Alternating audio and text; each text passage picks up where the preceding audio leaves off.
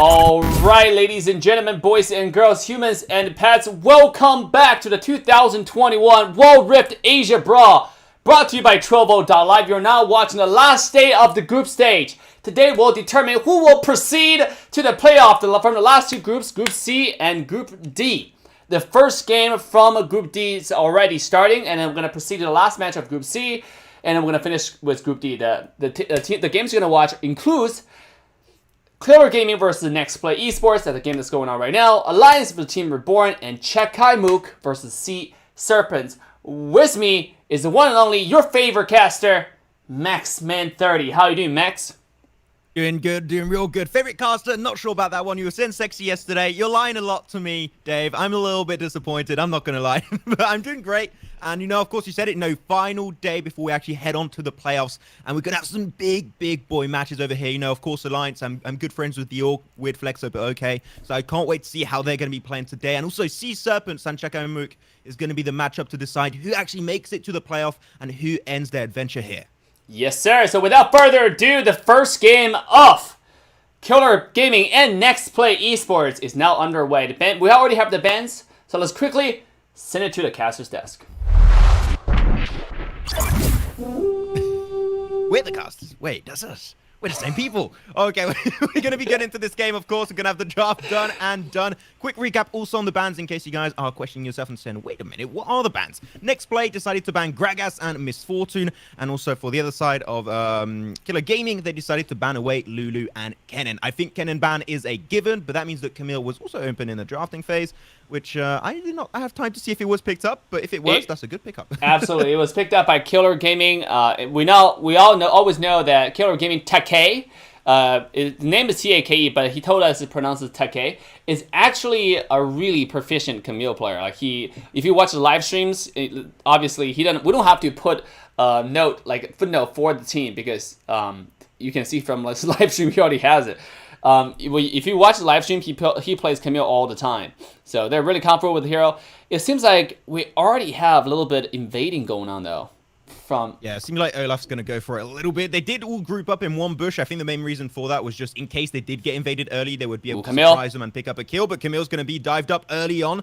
We'll have to use the Exploding Seed to try and make it away from that position. She will make it unscathed, but unfortunately, that is going to be one camp already snatched away for the side of Next Play Esports. They're off to a good start already. Yeah. An interesting defensive play from Killer Gaming, but a very good invade from Next Play. Obviously they invaded without losing any resources in return. Usually you expect like a trade, but now you can see Next Play already pushing onto the bottom tower. Look at that.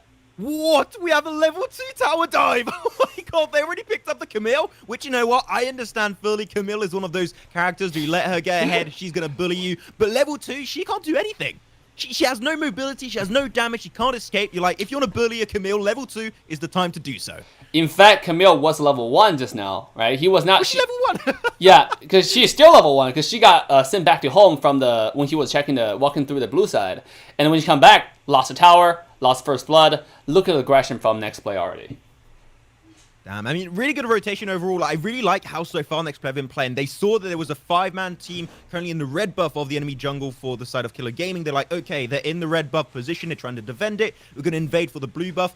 Get some initial damage on the Camille, which came out extremely strong, I do have to say. She lost time to actually CS, and as you mentioned, she was actually level 1. The reason for that is because they went for the blue invade to make sure she could not actually try and just be too chill around. And they even got the turret down there. They just got so much pressure down on the Camille. Yeah. And sure, level 5, she might be able to do a comeback, but she's against an Olaf too that, like, when in terms of CC slows and everything, he's going to be like, no, get away from me. That is not going to happen. So I would go to say Next Play, that early game was just so well played. I love to see how they can continue that, hopefully get into the mid to late game stage. Next Play is known to be one of the most aggressive teams in the entire World Rift Asia Brawl, and then here you see exactly why, right? Like this team is just ferocious on. They always invade, actually. I mean, no matter if it's a trade or it's just something that they get for free, like this game, but they always invade. I mean, I think like as an opponent, obviously going to study what your enemies are doing. And this game, obviously, I think Next Play just got a little bit of free opening here. Now, Dragon's coming up. We'll see what both teams decide to do here. I mean, also, you got to keep in mind, the next play, they won 2 out of their 2 matches so far. So they got a flawless run so far in their respective group, which is Group D. And now they're going to try and continue on doing so. Olaf is going to be, or not Olaf, sorry, what am I saying? It's going to be Alistar going for the engage, gets a nice knock up. The stun walk not come on through, unfortunately. But oh my god, look at that huge CC rate coming on through. Another tower dive coming out from next play. That's 1, that's 2, sent straight back to the fountain. And next play off to a fantastic start, 3-1 coming their way. Oh my goodness, they were ready. You saw how big, how humongous that galaxy was, you know, like they wanted to engage, they wanted to take this fight, and they took it because they have one of the best tower dive hero, Alistar. And Alistar is just so tanky, especially after level 5. Now, obviously, I mean, was Alistar level 5 there? Because I couldn't see from the stream properly. It was kind of low resolution, so I didn't tell. But it was still one of the best tower divers, right? He can initiate really, really well and stand on the side of the tower and just start tanking damage until she cannot tank no more. And that was just so much chance he sees. Damn. Already the snowball begins. With 4 minutes in and they were already rotating basically as a 5-man team.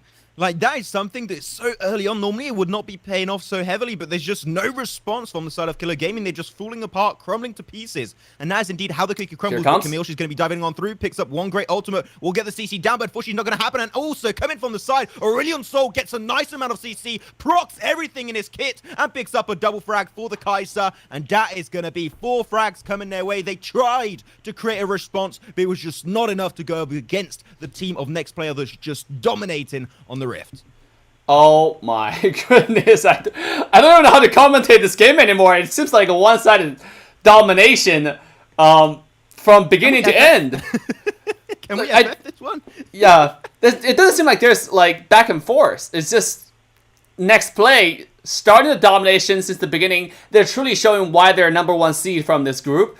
And then if they win this match, they're coming out of the group. Even, we did some calculation, even if they lose this match, they're still already secure their spot. So right now, this is just a show match, actually, from Next Play to show all the audience, like, they are going to the playoff ready. And then they're going to put on a show. I mean, if they lose, because it seems like they're not going to be losing, seeing how they're playing so far. Another fight is going to be happening in the blue side jungle. Olaf's going to be pulverized and pushed forward with the rest of his team, though he's going to be able to tank it up because he is indeed Alistar. And now, just a smoke coming on through, denying a little bit of visibility, making it hard for Kai'Sa to really dash out the damage, but it doesn't matter. She sees the light, she sees the frags, and she goes indeed to frag it out. They got to be careful. Got your Aurelion Sol gone a little bit steep, but that does not matter, as at the end of the day, Lee Sin picks up another bunch of frags. You got also the Herald is going to spawn. Herald is not even spawned yet, and we're already 11-1. What? Yeah. I mean, it's already irreversible. At this point, it does take a miracle. I mean, I can't believe I'm saying that, because usually we say that like towards the end of the game, when you're like, oh, this team is too far ahead. It's not going to be possible. But now, this is only like 6 minutes into the game. I already don't see any way out for Killer Gaming in this game specifically. Yeah, there's no way out. Like, even if they regroup as a full squad, even then they just can't because they're just so far behind. And the main reason why Camille was also such a good pickup, actually, while we're looking at Take, the reason why she's such a good pickup is her ability to be able to just find one character, minion ADC or a squishy character on the enemy team, lock them down in a position and eliminate them. The thing is, Camille goes in fights with his like always 5-man team, so she can't take those 1v1 duels that are so detrimental to normally a Camille to really get ahead in that game. So unfortunately, they're just denying Camille in such a way that she can't respond. Her entire kit is rendered useless because the team fighting capacity of the other side of Next Play is just so high up there. Yeah, right now they cannot initiate any team fights. If they want any hope, like the only way I see for Color Gaming to have any chance is they find some mistakes from Next Play here, lock someone down the side like this right now. Ooh. That's good. That's exactly what we need. They were not there at the 14. That's great. It's going to proc the GA. Nice ultimate coming out from the Brawl. Also going to buy a lot of good time, but unfortunately, no frags will ensue. Double stun coming out from Aurelion Sol. Going to buy them a little bit more breathing space, but now they are retreating away. Really good respect play coming out still from Next Play. Not being overly aggressive. They're like, we know we can't win this fight. We're going to move back, give them some time. They don't lose anything from that, which is still, once again, really well played from Next Play. Yeah. I mean, at this point, you don't have to take any risky plays. If you just grew up 5-man from Next Play perspective, and just shove it down, I think there's obviously you can win the game. There's no reason for you to take team fights for no reason, right? You just have to shove down objective at this point because you're so far ahead. And then obviously that was a team fight that happened at the blue side jungle. Was nothing to take. There was no dragon, there was nothing on the map. So it's a really smart decision from next play just to retreat from that instead of forcing a team fight. Okay, Aurelion Sol going to be taking potentially 1v1. That stun, barely misses, unfortunately, on top of Take. He's looking for more, going to try and push that way, keep them under pressure because the fire's going to be breaking out so far in the mid lane position. Gray's going to try and join up on that position.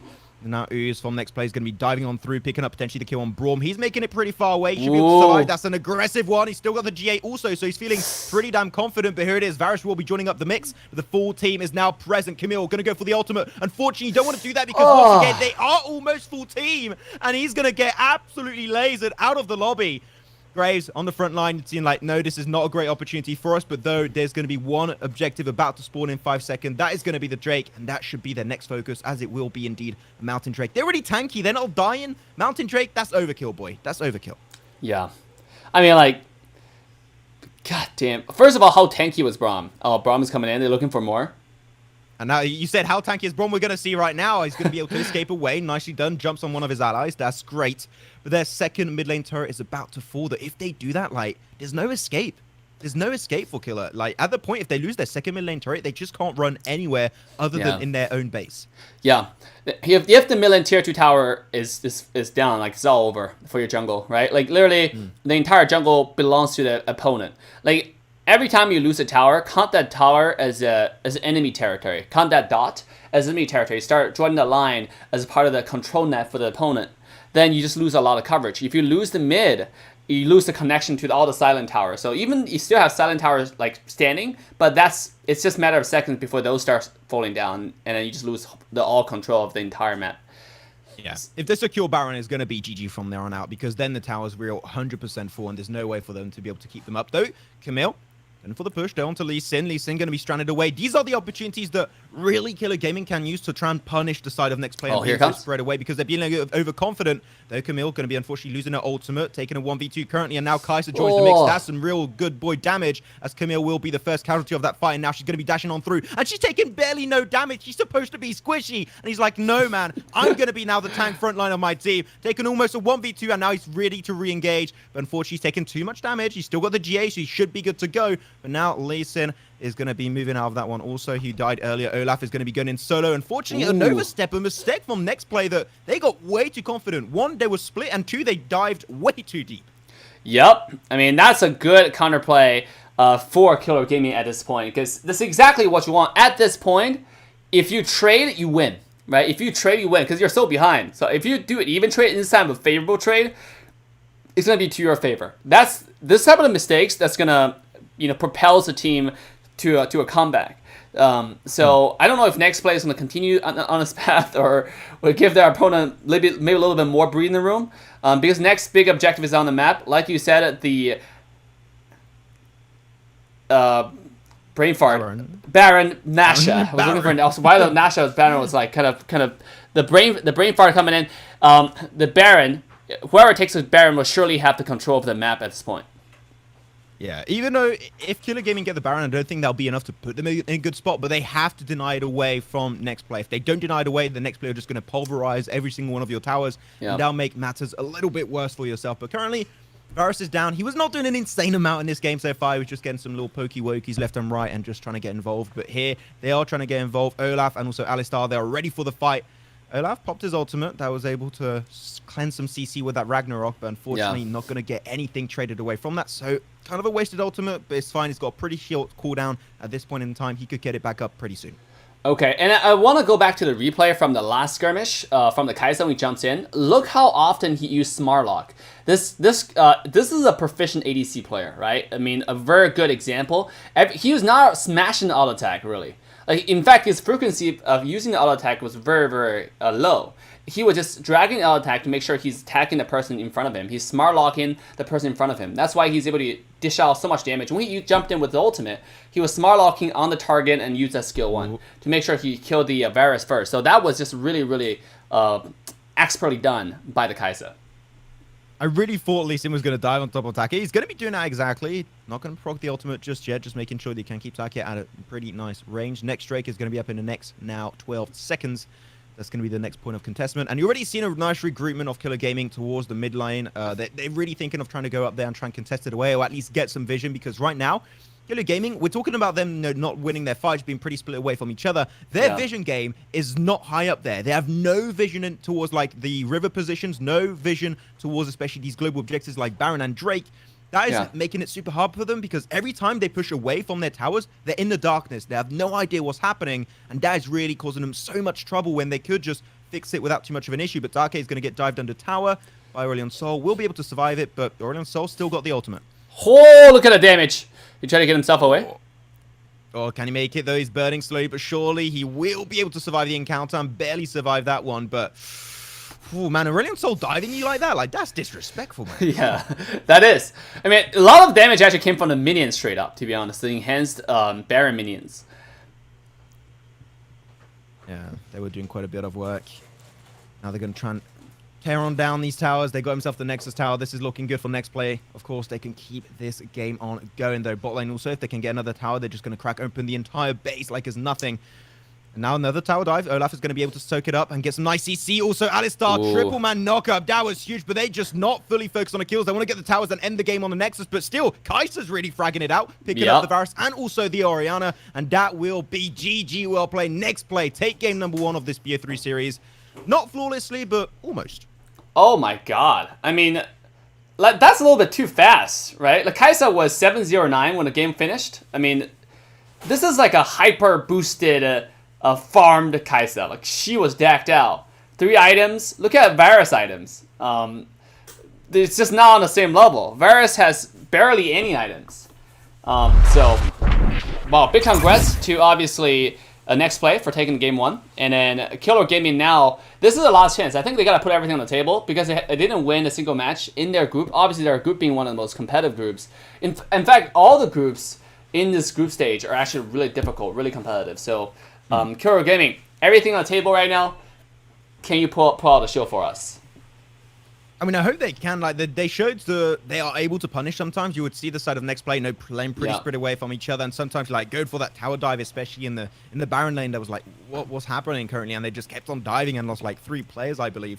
So there's definitely some mistakes that were happening, and you can see that they can get a little bit too confident sometimes, and that confidence can get shut down pretty quickly. Killer Gaming showed they had the potential, especially that Camille pickup was good, but if you want to go for another Camille pickup, if they decide to not ban it, they got to be able to now really try and keep her alive as much as possible, because she got once again dived level 1, level 2. Like, that should not happen, man.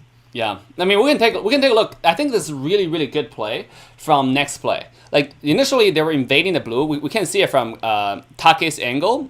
But it's completely blinded here, right? Now, with switching Next Play's perspective, you saw that when Take was walking over, and then he put a ward right here, immediately sweeped over, and then they just engaged on him. He had to jump away real quick. He also learned his sweep at level 1, which resulted in him like diving, because those 3 are ready to dive this. It's a really smart play. A lot of jungler will just like, you know, oh, okay, we scared him away. I think we did our job. We're gonna run away. But now this Lee Sin, right? He knows this guy's gonna go home, and he camped here at the tri-bush. Look what they did at this level 2. Literally, Take lost 2 waves in a row. There's nothing he can do about it. He just came to tower, and boom, bye-bye. Yeah, that was just not gonna happen. He was indeed then level 1 right there, and he was almost level 2. But he also had to try and fight in a way, because if he was just falling so far behind, like at that point onwards, that would have been a level 3 Kai'Sa in the lane, and then after that you would have just been in such a really precarious situation. He tried his best to go for it, but at that point it's just best to just let it go and not go for the fight. But exactly, unfortunately, that was not what happened. First blood went their way, giving them also a little bit of a lead advantage in terms of frag, and also in terms of gold, should I say, not fragging.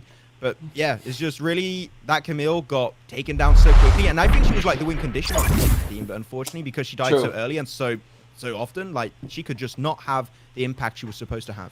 I mean, credit to Next Play for finding the win condition for Killer Gaming, right? I mean, they know they need to shut down this Camille. They cannot let this Camille go everywhere, go all over the place. So they decided to pull out the play that they did, which was really, really smart. Now, before we continue to the game 2, ladies and gentlemen, between Killer Gaming and Next Play Esports, I do want to do a big shout out to the sponsors of the Wild Rift Asia Brawl, Trovo.live. Trovo is hosting a variety of tournaments, including this one for League of Legends Wild Rift, with a bunch of prizes for you to claim, including 30,000 Wild Core starting this upcoming Wednesday. Just a few days from now, we're going to start doing giveaways, so get ready for that. Make sure to use the link in the chat right now to head to Trovo.live. Get your seat warmed up. because you can share the stream over there and get rewarded on the platform and have a better chance of winning the giveaway. So if you're watching the stream, make sure to follow Wild Rift Competitive. Wild Rift Competitive is the central place for all things competitive. They host weekly tournament events for the community. They also provide an easy way to find scrimmage and recruit for your team. Interested in competitive news? They got everything ready for you. All you have to do is use their social media links in description and head to Wild Rift Competitive and talk to them directly for any questions you might have. Make sure to follow our sexy caster, Maxman30. Okay, I almost said D2 and Maxman. I was like, no, this is Maxman. Maxman30 and Dave. But Maxman's Twitter link is now in the chat. Go ahead and hit the Maxman's Twitter and follow him for the future endeavors. With that, we're going to go ahead and take a short break, and we'll come back in 2 minutes to see you for the second game between Killer Gaming and NextPlay Esports.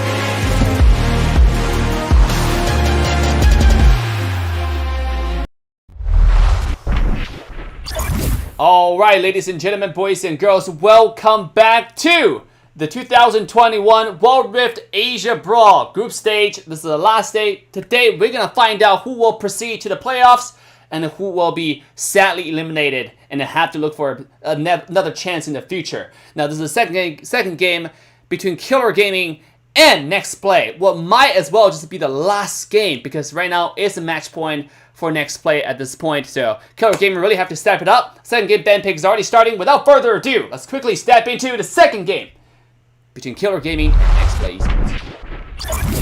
Let's get right into it. Also, the bans we did have, we had Lee Sin, Kennen, Olaf, and Malphite banned away from the equation. So now this draft is going to be without those characters whatsoever. The draft, though, from the side of Killer Gaming is going to be pretty interesting. I do like it quite a fair bit. There's really good single target dive potential from both Camille and Vi. So that's going to be really good gank potential from the Vi in the early stage, especially when she hits that level 5 together. They're going to be pretty damn strong. But also, got to say, that Drake lane position, you're going to have Lulu, you're going to have also that Kai'Sa. That is going to be a deadly wombo combo if the Kai'Sa gets ahead in any way, shape, or form. So they got to be careful.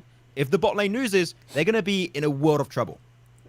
Definitely. And the last game, we see the Kai'Sa on next play side, and the Kai'Sa was hyper farmed. This time, Kai'Sa is on KG side, Killer Gaming side. Can they do the same and make sure Kai'Sa get the farm that she needs in order to pop off like a champ? Or is Misfortune going to snowball to Oblivion and just one-shots everybody? Because the Zero is good in a wave clear, in early lane poke, early laning poke, and obviously the big ultimate coverage for objective siege. And also, if you look at next play esports, they already got some challengers on their team. Their marksman player as well as their mid laner. Look at that. Beautiful borders. I love it. I wish I was challenger. Unfortunately, that is never going to happen. But also, one thing that I was surprised actually happened, for game 1, next player actually banned away Misfortune and Gragas. Now that they didn't ban them, they actually picked them both. So I think they're trying to do some mind plays. This is a little bit surprising to me. But it seemed like that they do understand how good these two characters can be respectively, and they're like, okay, you know what? We're going to pick them for our game. They're feeling that confident to potentially allow them through into the drafting phase. That is also why Lulu was not banned away. That actually got picked up by the side of Killer Gaming. So they are going to go straight away for, once again, you said it, they love doing engages. They love going for the jungle invades early on here, Dave. Oh, here and that's exactly what they're going to do. But no, they're giving back their own medicine as a 4-man squad is now going to be standing inside of that bush. And they're taking a 4v4, trying to push them backwards. But that Brawl took way too much damage. They can't afford to give away the first blood. Yep. Killer Gaming really smart this time. They look at enemy comp, they know how strong it is, and they know the next play like to invade. We talk about, I just mentioned that this team invades no matter what, every single game that we have seen them play. So now they know, and they camped at the right place. So they're able to take the first hit, first strike towards that Braum instead of the other way around. Because if Braum initiated, if they find if it's the other way around, then next play could have been in a much better spot. Because Braum is so strong, including Graves, at level 1. Yeah, I'm going to be really intrigued to see how also this Baron lane position is going to be working out. You got Camille going up against a Gragas. So, of course, you know, you're waiting for Camille to hit that level 5 power spike. And the moment she does, that's the moment where she can potentially try and contest away. But also, Gragas has got a great ultimate to go up against a Camille because he's got that barrel displacement that can actually pop Take out of his own ultimate. So he can't really take that 1v1 challenge anymore. So it's a decent matchup. It's really going to come down to skill. But we're going to have Brawl picking up a kill on the Vi. And that shall indeed be the first blood going away of next play. Invade coming in, very, very characteristic, but a little bit of return kill. Seems like Orianna does get a kill onto the Aurelion Soul, which is really good. But again, this is very characteristic of the team like next play. They like to invade, and it seems like this game, they're going to invade double side, which is really, really good. Blue and red. Some good extra CS. They're denying it away from also the Vi, which Vi was going to be an initial part of also the wombo combo, was that Camille potentially to just catch out of position respective characters. So that's good. Yeah. But also the laning phase here, as I did think, until level 5, it is going to be won pretty dominantly by this Gragas' combo, and also his CC potential is pretty much out there. But he's going to go for the CC once again as the gank comes on through. Graves joins up the mix, but he will be able to escape with that extra bit of mobility. At least Tuck is happy. He didn't get dive level 1. That's a win in my books. Relatively better than last game, but it might not be happy so fast. Oh no, I talked too soon. I jinxed it. Oh no. Take's out.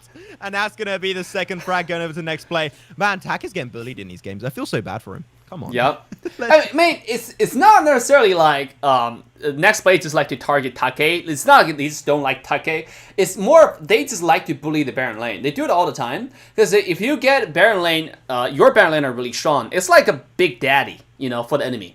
You know, when daddy shows up, your entire team have to kind of like the Asian daddy, right? Kind of like kneel down. Oh my God, sorry, daddy. Like that type of deal, right? That's exactly what they're doing here. They're trying to make their Baron lane a big daddy for the opposition, and I think they're doing really, really well. Yeah, and also Gragas is the character that if he's ahead, especially in a matchup versus a Camille, if he's ahead, like he's going to win those 1v1s like every single time almost. Unless a big misplay happens, he should be good to go. So I think it's definitely good that they set up the Gragas for success.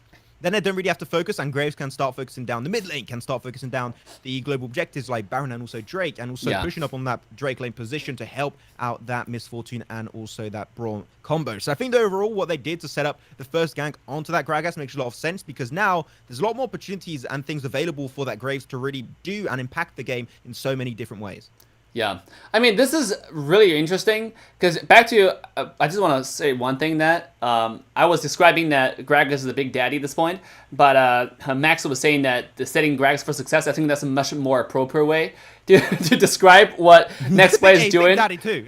Yeah, I just want to say, like, that was awesome. I learned that phrase. I'm still learning English at the same time. But what a beautiful play, though. Gragas at this point, just like Maxpo was saying, is able to rotate to different objectives, to Dragon, to set up way ahead of Camille. So, again, the utility that Camille provided, the level 5 engage, the force team fight that she can provide, diminishes tremendously because of the early pressure on her. Rom Graves already into the jungle. Also, you can see Aurelion Sol that could try and join up, but they do use the explosive seed. What do you call the explosive seed, actually? I don't even know. What do you call it normally? I'm a little bit surprised. Me neither. The seed that goes boom. But it's fine. It's okay. We're going to have the Drake going to be contested so far. It's going to be a 5 Drake 2, which is going to be the great one to focus down early on. But unfortunately, the Miss Fortune is getting taken down so heavily. But it's bullet time, baby. But behind him, there's going to be one of the characters that's going to be taking some severe damage. Unfortunately, he does go down at the end of the day. Ooh. That's going to be 3 frags so far going the way of next play, as they only lose the Brawl. Man, Brawl, that's what he's supposed to do. He's frontline. He's tanky. He soaks up the damage. If he dies, he's okay, as long as his team is able to back up the play. Yeah, I want to point out that was a good play from Kaisa over there. We'll see if we have the replay for it. That was a good play for Kaisa. He jumped onto a 1 HP marksman in the back, but I don't think he was able to finish off the kill because he didn't use a hero lock, smart lock properly.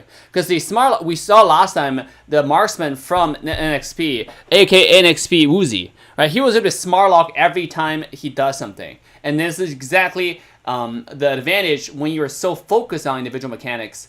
We have a little bit disconnected. Here we go. We're back. Yeah, but you saw, like, even though Kaisa jumped in on a 1 HP Miss Fortune, but he was not able to finish it off.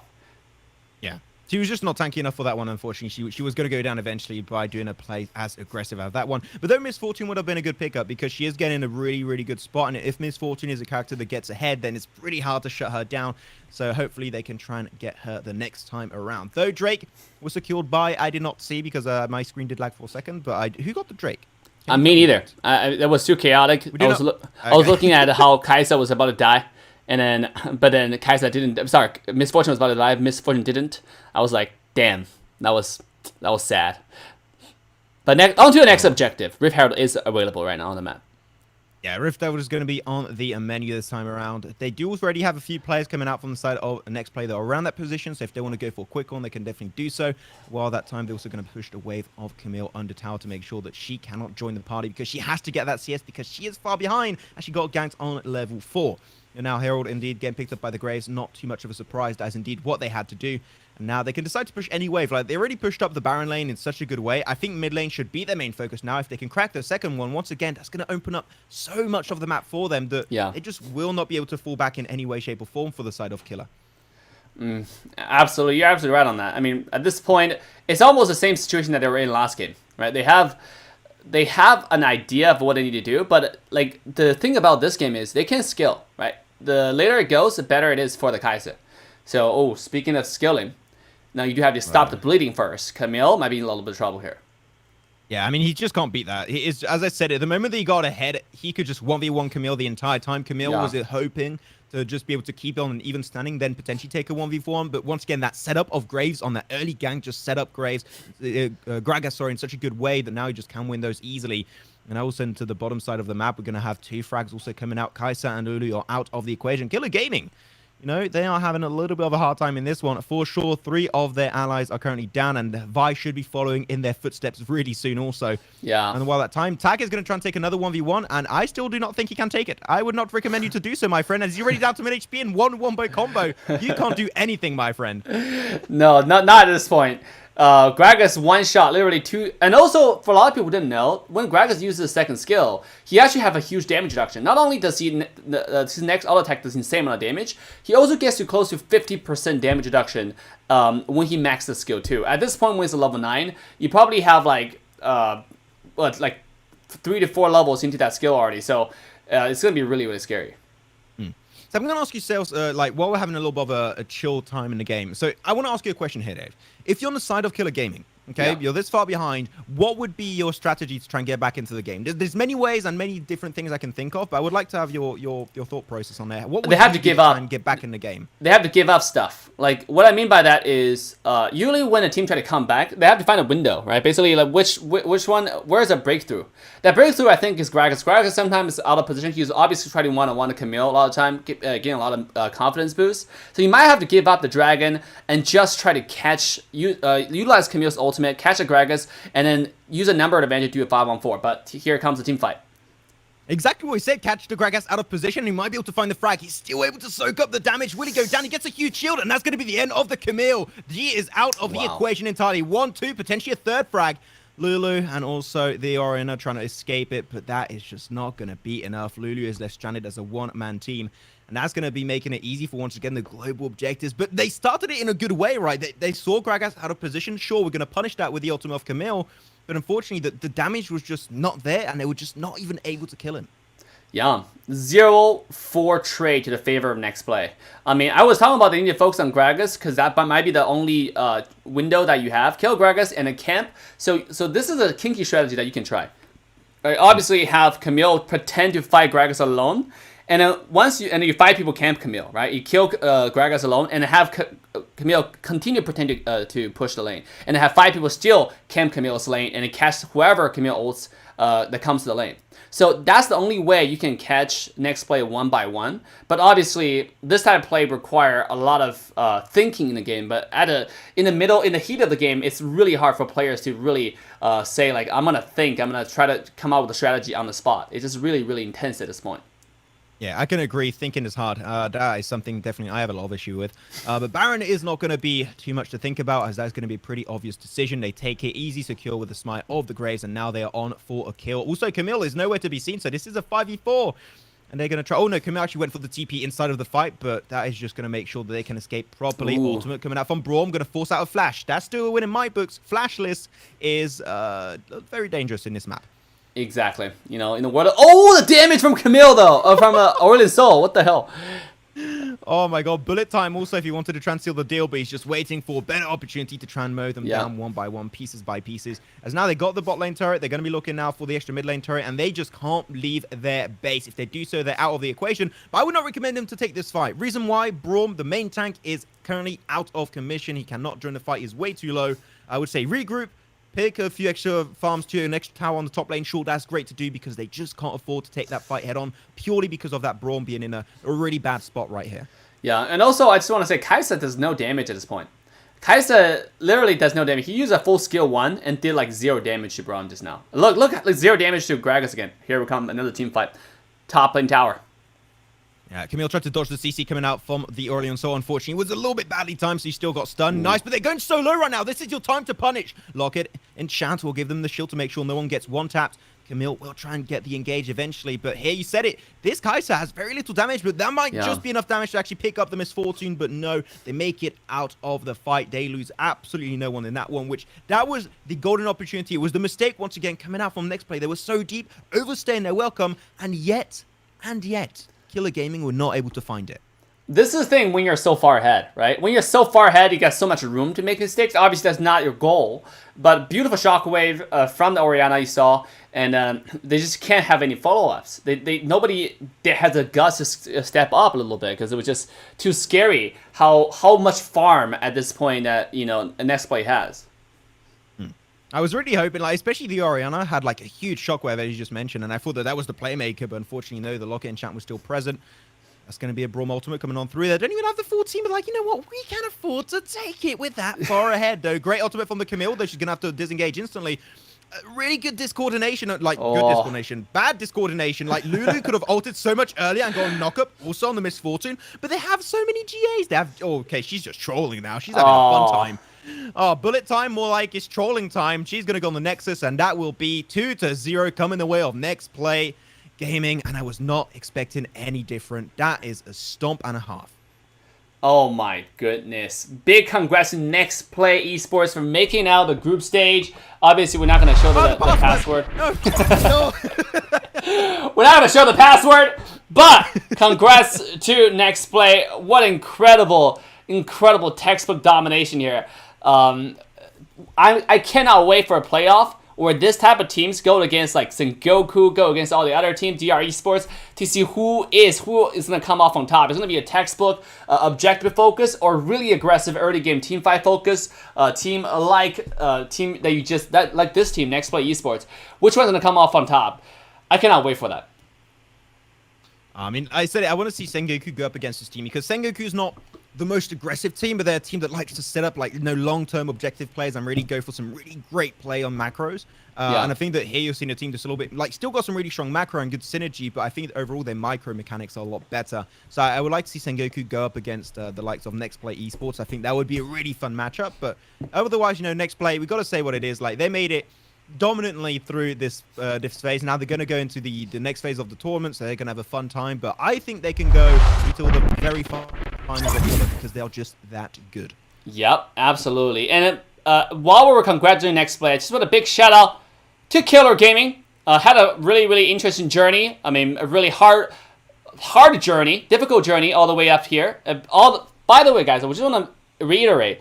All the teams who are able to participate in the Wild Rift Asia Brawl group stage are already selected from 24 teams that have minimum diamond players from season 0. When there are not too many pro players. So all the teams here are really good. So they have obviously fought their way to the group stage, and now in front of all these giants, all these really even more competitive teams, it's just going to be a much harder road. So, but still, nice attempt. Hope they get much better really quickly and represent the Asia region in the future.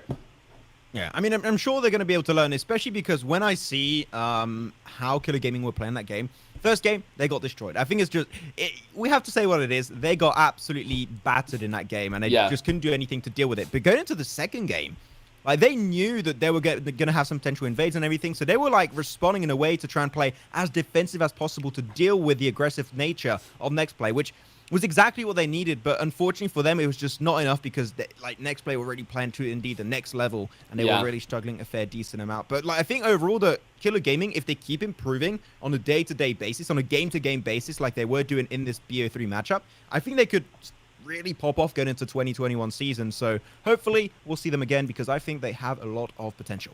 And guys, if you don't know, there are a lot of official tournament and community tournament, collegiate tournaments coming up for Wild Rift, League of Legends Wild Rift. So we're just getting started here, right? We're nowhere close from actually getting into the pro scenes. This is just the beginning. This is the taste. Obviously, we're hosting the biggest community tournaments for Wild Rift so far.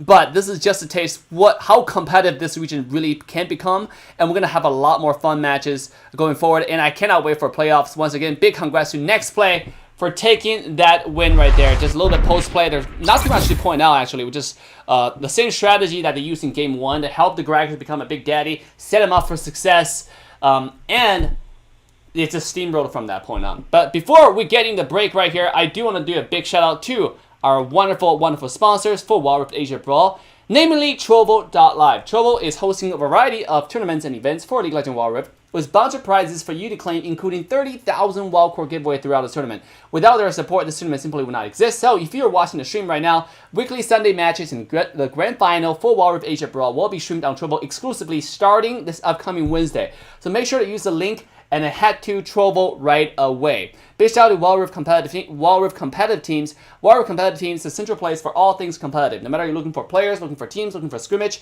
you can go to their social medias in the description and ask them for it. They will have all the answers ready for you when you ask. Big shout out to our wonderful caster, Maxman30. Make sure to follow him through the social media links in the chat right away. Make sure to follow Maxman for his future casts related to Wild Rift and any other events he gets himself involved in. And last but not the least, ladies and gentlemen, the previous matches, including last night matches, including the day before last night's matches, are all being archived beautifully in the AssassinDave YouTube channel under the Wild Rift Asia Brawl playlist. All you have to do is go to that playlist and you'll find all the games that you want to refer to, all the strategies you want to learn. So with that, we're going to go ahead and take a short break, and we'll see you back for the next very interesting match for Group C between Alliance and Team Reborn. If Alliance wins, they will proceed to the playoff as well. The landscape is finally being settled. What you waiting for? I'll see you guys in a little bit.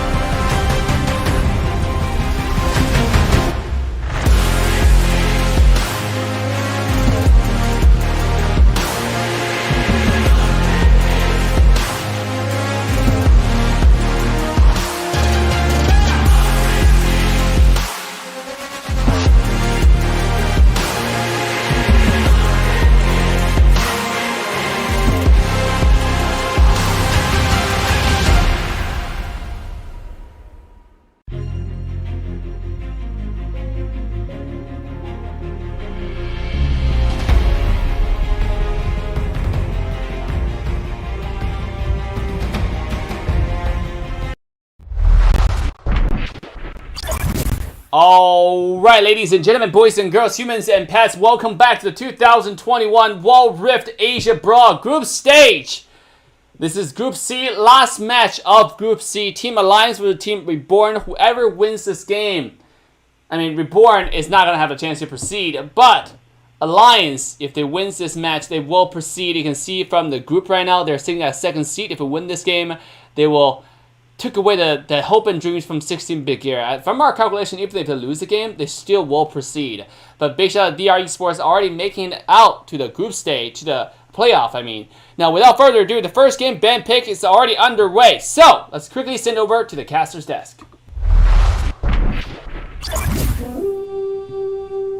Let's freaking go. Hell yeah, Dave. Game number 2 of the day, and it's going to be a good one for sure. Team Reborn versus Alliance. You said it, Alliance. They're all pretty much set to go to the playoffs, but you know what? Still, if they want to take the dub, they can make a statement going into the into the next stage of the event, should I say, not the qualifiers, because this is what's happening right now. As now we're going to also see the picks up. We're going to have a Kaiser, Lulu, not too much of a surprise, and Ari that I haven't been seeing too much in competitive as of recently, and I'm intrigued to see how that would work out. But what I'm seeing on the other side for Team Reborn, though, I'm pretty happy to see it. You got yourself a Orianna Alistar, which is a great combo, paired up with a Wukong too. The amount of AoE CC brought to the table by their composition is absolutely insane. But now the question is Jhin and also Fiora going to be enough to dash out the remaining damage that they might be lacking? Yep. Yeah, if we look at our comp, a lot of gaming setting here from Team Reborn side. I mean, Team Alliance, let's take a look at the Ben pick from Alliance. You have Lee Sin, you have Ari, you have Lulu, you have Darius. I mean, Darius has been picked up quite often. What do you think about the Darius pick that has been shown up so frequently? Oh, no. Oh, wait, no, the bans are Zed, Gragas, MF, and Kennen, by the way, just in case you guys are questioning yourself. Those are the bans. Yeah, I thought you said a Lulu ban. I was like, wait, but Lulu got picked. Wait a minute. What's that? Oh no, I mean Lulu got picked. So I was looking at Darius pick. Why is this hero so popular recently?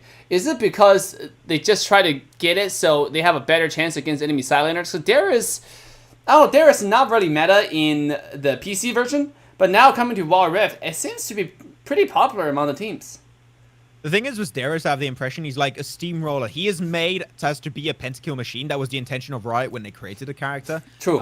Is they want him to be up there to be pentakill machine. So the thing is, if this kind of character gets ahead and they don't do any major mistakes, he is a character that will entirely shut down your entire squad. So I think he's a character that is entirely reliant around snowballing. If he falls behind, I think we all know a Darius. One time in our solo queue games, we have a Darius that just is like 0 and 5, and he does absolutely nothing. He's just a milk shield, and even then, he's not that good of a tank. So overall, I think it's interesting to see how this Darius is going to play, because he's against a Fiora, which can heal too, but let's not forget that the kill of Darius denies a pretty decent amount of healing. So I think that the matchup Fiora-Darius is going to be very interesting. But once again, Darius is entirely reliant around getting ahead and getting a lot of frags early on to be more reliable when it comes to the late game stage. Yep, and while we're speaking, there are a lot of action actually happening mid lane. It seems that Lee Sin found a little bit poke on Orianna. Meanwhile, on the other side, just like Max was saying, Alliance, let's switch to mid lane. From Reborn's perspective, First Blood. There you go. Flash for Flash, it's going to be First Blood. Worst at the end of the day, and especially Wukong. He did get nerfed, by the way, just a little bit. Not a significant amount, but still quite a decent nerf. And he's going to be coming in hot into this one. He's going to get engaged by the Lee Sin, but Lee Sin trying to reposition at the end of the day. They will get the crowd for themselves, so that's going to be some great visibility shut down onto that Drake later on in the game. And now they can go back to their blue all around. Good pressure, good also repositioning, because they were getting like outnumbered in that fight. Then you had the Orianna and also the Jhin that followed up, and also the Alistar, showing to me that there's some really good communication coming out from Team Reborn. Yeah, I mean, Reborn's composition this game, I'm really a big fan of, right? Just like Max was saying, back to my previous point, their comp has a lot of synergy, a lot of like wombo combos potential, chance CC potential. Whereas you look at Alliance composition, they don't have that. Every single hero is more a play on their own, right? Kai'Sa have to play kind of on her own. Lulu can synergize with Kai'Sa. It's being a pretty classic combo now on World Rift stage. But just a little marksman and a support combo is not really considered as a wombo combo, right? Look at the rest of the team. Ari is playing on her own. It's completely a standalone mage.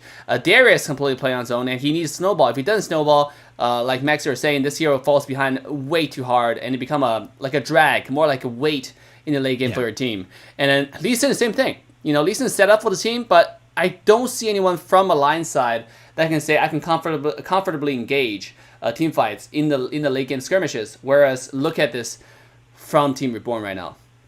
Yeah, I mean, it's definitely not synergy heavy, but what I'm seeing so far is like that 2-2 fight in the bot lane is going to be roaring up. Just get a nice shield, able to keep alive this Kai'Sa before how long? Oh my god, he finds one. Can he find a double? He gets knocked up and he gets the double with the curtain call. And he's going to close the curtain on those two guys as he's going to take them back to the fountain.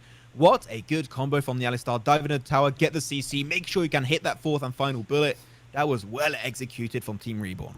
Yeah, what a beautiful combo right here. Let's take a look at a replay. I mean, just what I was saying, Alliance composition doesn't really have a lot of synergy, but if you look at Team Reborn, they're packed with synergy. Alistar Jhin combo is really good. We talk about the Chin CC into the root from Jhin, and then you follow up with a curtain call. And then their team also have a lot of synergy. Right here, it just shows like they're really synergized. They're on the same page. You know, Alistar knocked the guy up, knocked Lulu up, and then Jhin follow up with the last bullet. That's beautiful. Yeah, really well played overall. I enjoyed that one quite a fair bit. And Jhin also, now that he's starting to get ahead, it might get a little bit more tricky for the Kai'Sa Lulu wombo combo. We'll see if they can try and get away from it. But now the Drake is on the menu, going to spawn on the Rift. And it seemed like we already have a little more of a reposition from Team Reborn. You know, Alistar, Orianna just moving around, potentially putting a ward or two down there to make sure they can keep the scout on going. But yeah, Jhin also could try and join the mix if he wants to. So I'm intrigued to see if they're going to commit to it. I think this would be a little bit of an overstep if they decide to go for it. But they are pushing it in a good way, and actually that's going to be a great charm coming on through from the Ahri, picking up so much CC. Orion is out of the fight. Can they find a double there? I'm not too sure.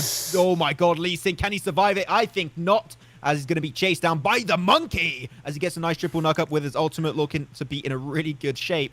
But now they're all pushing back away from their tower. We did have the overgrowth on the Darius too, but that is not going to be too helpful. But what a great amount of CC. The engage was clean, but at the end, it was an even trade-off between the Lee Sin and between the Orianna. Yep. Orianna get caught up position here, so really, really good rotation from the Darius, able to pull the Orianna in, and Ahri just followed up with the CC. Like I said, individually, they're a hero that can make play on their own, but if you look at Alliance overall as a comp, they cannot take frontline team fights. That's why I was a little bit confused initially when the Dragon first spawned, why that Team Reborn just didn't force it. They had early game advantage. If they force the Dragon and then you come here to try to fight you, that's exactly what you want. You wombo combo them, and that's why you pick your composition. So speaking of that, Team Reborn is on this Dragon right now. Yeah, oh my god, can he get it? No steal for the Lee Sin, and he shall indeed lose his life. Nice attempt, I gotta say. Respect it, but unfortunately, you're falling a little bit further behind, and that's going to be not exactly what you were aiming for him. Feels a bad man. But I'm especially going to be looking out for the Darius because he hasn't been able to do too much just yet. He is level 8, which is going to be pretty much the standard of everyone around him so far, especially on the other side. But Darius, I think, is needing a little bit more, which is why I was surprised that initially Lee Sin wasn't trying to help the Darius a little bit more, get some early gangs in to try and help against the Fiora, which I was expecting, but he's been pretty much abandoned on his Baron lane so far. Yeah.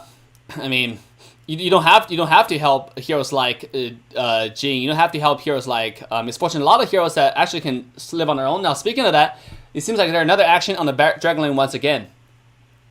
Yeah, that's going to be once again the Lulu in a pretty dire situation. She will make it away. Curtain call once more. Going to go for the snipes. Can he find it? Going to get soaked up pretty heavily, but there's still going to be some significant damage. And he gets the fourth bullet in, and they're both extremely low. Man, the wombo combos between this Alistar and those Jhin are absolutely top tier. Now they're just so low that they cannot afford to take this fight anymore. But I'm loving this bot lane coming out from Team Reborn. They're really, really showing some great gameplay here. Now, yes, they are. I mean, just wait for them to group up and show us the team synergy, right? Like, that's even going to be more intense. This is why I was saying, like, even though Alliance sitting in a really comfortable position, I think that's why they're trying to test with different strats or comps. But this is very uncharacteristic of the team on Alliance scale, right? The team that defeated the last champion from the previous tournaments. So, now look at that. Lee Sin once again get caught up and dead. Yeah, you can't do anything there. You can't escape. He had already his dash coming on through. He got charmed up also, so it's really not making things pretty easy for him. And he is going to be out of the fight once again. We're 6-1 so far in the favor of Team Reborn, and they're keeping the pressure down. They're going to try and even go for push onto the Drake lane for the opposing side of Team Alliance. Is the dive going to happen? I don't think so. No ultimate available for Wild Boar on his Wukong.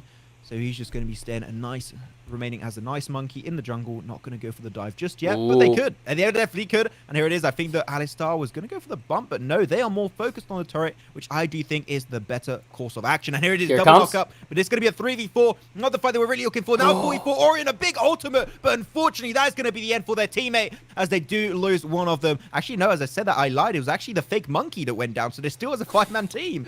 And now they're going to go for the finish off of the fight. They already got 3 kills, looking for a 4th potentially on the Ari, even a 5th if they decide to go only for the dive. And that's going to be Darius left alone, and that shall indeed be the ace going the way of Team Reborn.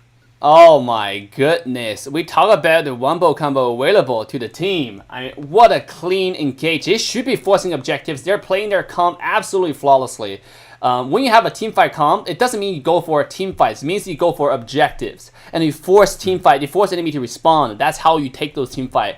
How you win, how you utilize the advantage of a team fight comp, because they know you're gonna try to team fight them. They're gonna back away, and you take a resources for free. And that's exactly what we're doing. They take the tier 1 tower. Right when they took the tower, Alistar engaged. What a beautiful execution there on a I think it was a Baron lane. No, actually it was Dragon lane. It was Dragon lane. So, damn, just really good play from Reborn right now. I mean, Team will know this is a scaling comp for Alliance. You know, Darius is falling behind. Kai'Sa is also falling behind. Normally, she hits a power spike towards 2 items. And now she's actually at the point where it's making it really hard for her to do a comeback unless a major mistake happens for the side of Team Reborn. But seeing how they've been playing so far, I'm pretty sure that is not bound to happen anyways. Orianna taking a 1v1 versus Ari. The shockwave will not be used, which I think could have been an easy frag, but they're not going to go for it just yet. But Kai'Sa in the bot lane with Lulu going to get shut down potentially as again chased up. Darius is going back to base. And they are just going to have to give up on that fight entirely as the Ocean Drake is now going to be on the menu. Wukong is nearby, so that should be a pretty damn easy pickup. Yep. Current call damage. Ooh. Yep. I think we're a little bit unsync here from the stream. You're a little bit ahead of me. Let me see, 9:46. I'm at 9. I was watching. I'm watching your Discord stream, and it should be fine. It's because I was reading the minimap, and there was a fight happening in bot lane. Yeah, let me refresh that. There was a little bit out of sync from my side, it seems like. But yeah, again, my only question was, where was this Reborn last week? Where was Reborn the week before last week, right? Like, all of a sudden, this is Reborn 3.0.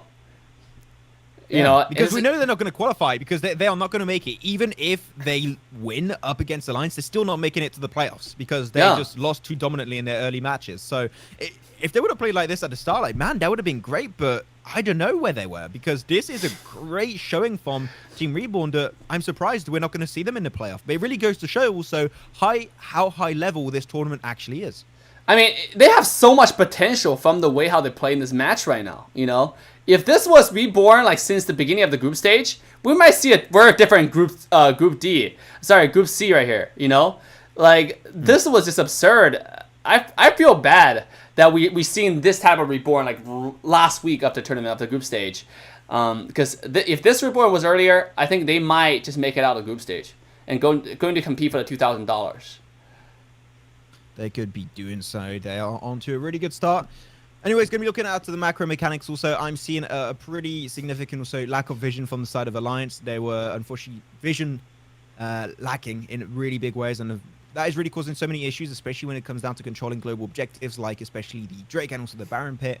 And I think that here, Alliance, because their vision game is not on point, they are struggling to know what their next step should be every single step of the road.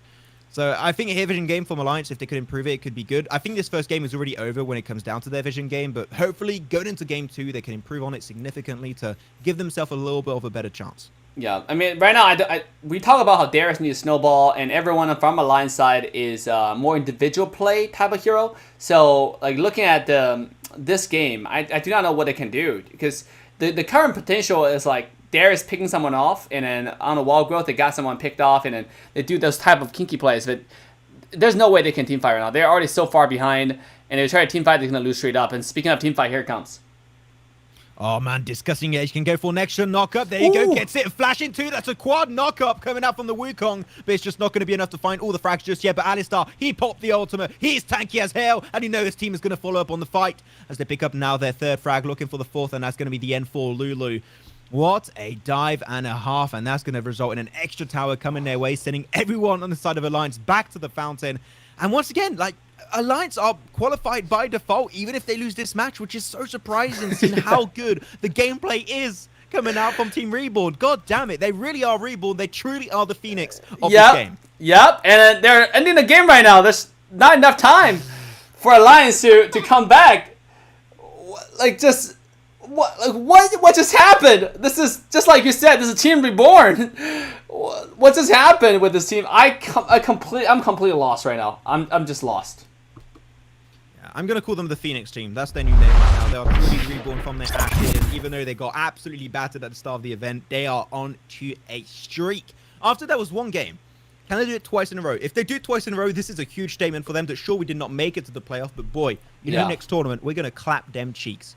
Yep. Yeah, I mean, if this is a Reborn, I mean, obviously, team improve as we continue to in a more competitive environment in the Wild Rift competitive scene. So right now, obviously, you can see Team Reborn have adapted, have learned, have progressed, and this is Reborn. This is Team Reborn. This is Phoenix Reborn for you, and just like Max was saying, we have a little bit of disconnect here. So without further ado, let's quickly take a look at the Wombo combo from the last game.